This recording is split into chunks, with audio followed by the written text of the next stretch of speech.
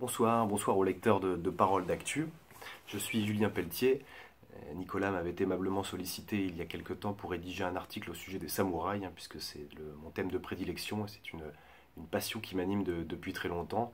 Et donc ceux d'entre vous qui me connaissent ne seront pas surpris de m'entendre choisir une date relevant naturellement de l'histoire tourmentée de l'archipel japonais. J'ai donc choisi la date du 21 octobre 1600, qui correspond à la célèbre bataille de Sekigahara. Alors c'est une bataille très importante et à plus d'un titre, hein.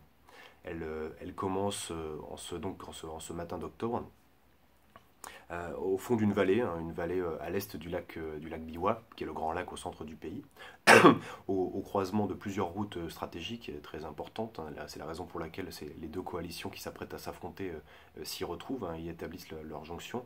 Et donc les brumes ont envahi la vallée aux premières lueurs de l'aube. De petites escarmouches éclatent ici et là, et qui opposent les avant-gardes.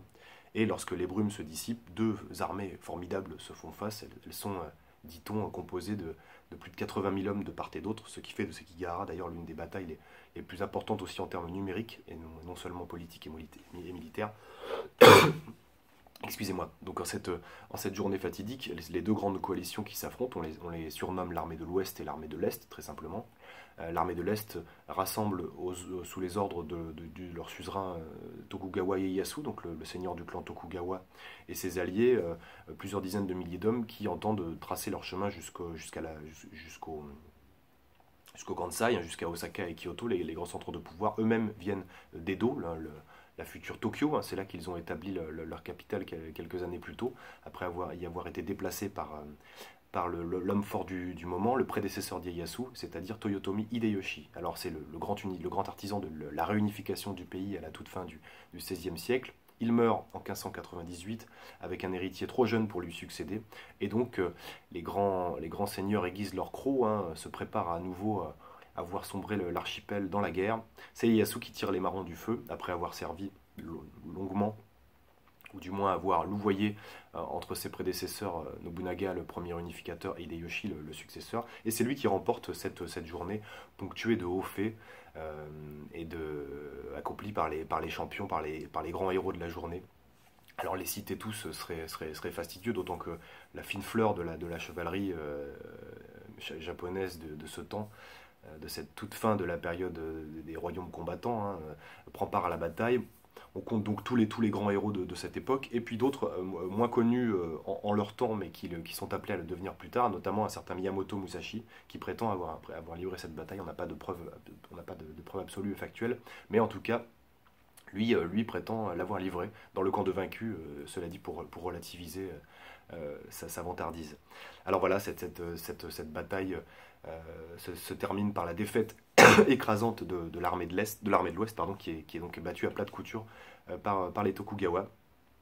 Et parmi les hauts faits, on va quand même parler d'un, celui des Shimazu. Alors les Shimazu, c'est le farouche clan du sud du pays, du sud de Kyushu, natif du Satsuma, les seigneurs du Satsuma. Ils ont fait tout le chemin jusqu'à Sekigahara pour s'y faire battre, mais le seigneur ne l'entend pas de cette oreille. Le daimyo, donc le grand nom, trace son chemin dans le sang à travers les lignes adverses.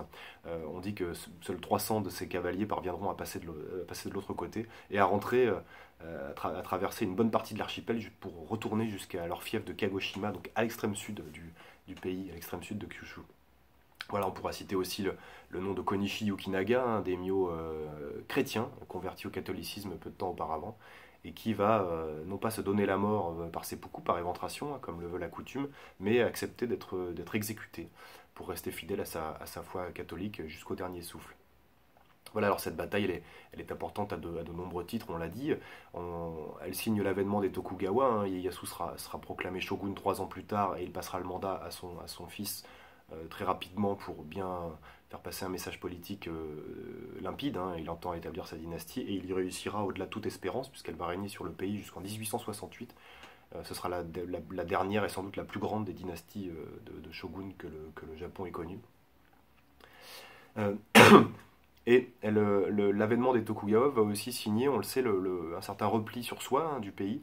Ce qu'on oublie de mentionner, c'est que ce repli sur soi, il est motivé par l'échec connu quelques années auparavant par Hideyoshi dans cette tentative d'invasion de la Chine, hein, puisque ça, même si les armées japonaises échouent en Corée, leur objectif final n'est rien moins que de se tailler un empire continental, hein. Donc on sent bien les prémices de l'aventure coloniale japonaise de la fin du 19e et du début du 20e siècle.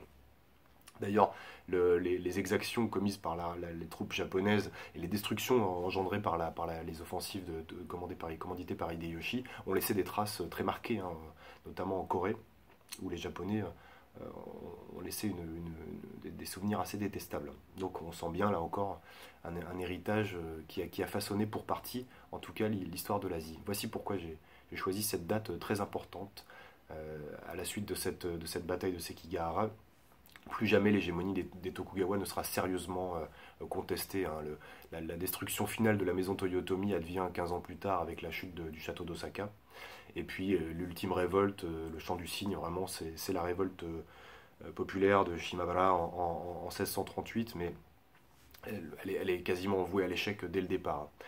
Donc voilà comment les Tokugawa établissent leur règne sur le pays, et leur poigne de fer, hein, qui va se refermer sur l'archipel japonais, puisque la société des Tokugawa est extrêmement corsetée, extrêmement rigide. La perméabilité des classes et l'ascenseur social, pour reprendre une expression à la mode, qui avait fonctionné à plein quelques décennies plus tôt et qui avait déjà été passablement grippé par Hideyoshi, va être cette fois-ci définitivement arrêté, en tout cas pour très longtemps, jusqu'à ce que les marchands viennent, ici comme ailleurs, établir leur règne via des canaux moins honorables que ceux vantés par les samouraïs et leur sens de l'honneur tant vanté. Même si on pourrait discuter très longuement de la géométrie variable avec laquelle ils appliquaient ces préceptes soi-disant cardinaux. Mais c'est un autre débat. Voilà, j'espère avoir répondu, avoir relevé le défi que m'avait lancé Nicolas. Je vous souhaite à tous une excellente soirée et un joyeux Noël, bien sûr. Au revoir.